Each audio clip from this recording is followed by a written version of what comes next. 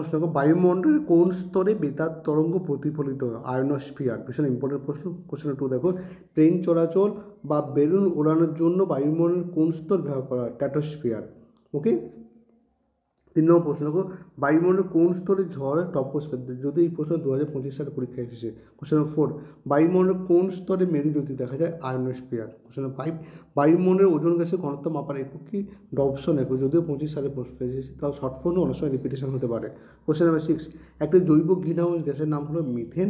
আর question 7, greenhouse effect সৃষ্টিতে কোন গ্যাসের ভূমিকা সর্বাধিক? Carbon dioxide. কোশ্চেন 8, জীবাশ্ম জ্বালানির দহনে কোন গ্যাস উৎপন্ন হয়? ভীষণ ইম্পর্টেন্ট প্রশ্ন, কার্বন ডাইঅক্সাইড। কোশ্চেন 9, বায়োগ্যাসের মূল উপাদান কি? মিথেন। কোশ্চেন 10, মিথেন হাইড্রেটের সংকেত কি? 4 অণু 4CH4, 23 অণু জল। কোশ্চেন 11, মিথেন হাইড্রেট কোথায় পাওয়া যায়? সমুদ্রের তলদেশে ও পৃথিবী পৃষ্ঠের পরিস্তরের নিচে। কোশ্চেন 12, ফায়ারি আইস কাকে বলা হয়? মিথেন হাইড্রেটকেই ফায়ারি আইস বলা হয়। কোশ্চেন 13, সৌরকোষে বা সোলার প্যানেলে কোন অর্ধপরিবাহী ব্যবহৃত হয়? সিলিকন। কোশ্চেন 14, যেসব ব্যাকটেরিয়া বায়োমাসকে মিথেন গ্যাসে বিয়োজিত করে তাদের কী বলে? Methanogenic bacteria.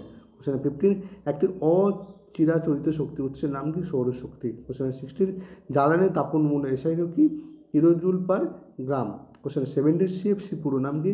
Chlorofluorocarbon. Question 18, CFC থেকে উৎপন্ন কোন মুক্তমূলক ওজোন স্তর ধ্বংসের জন্য দায়ী? ক্লোরিন মুক্তমূলক। কোশ্চেন নাম্বার 19, বায়ুমণ্ডলের ওজোন গ্যাস কোথায় থাকে? স্ট্র্যাটোস্ফিয়ারে। কোশ্চেন নাম্বার 20, বায়ুমণ্ডলের প্রতি কিমি উচ্চতা বৃদ্ধিতে উষ্ণতা হ্রাস পায় কত? 6.5 ডিগ্রি সেন্টিগ্রেড। ওকে।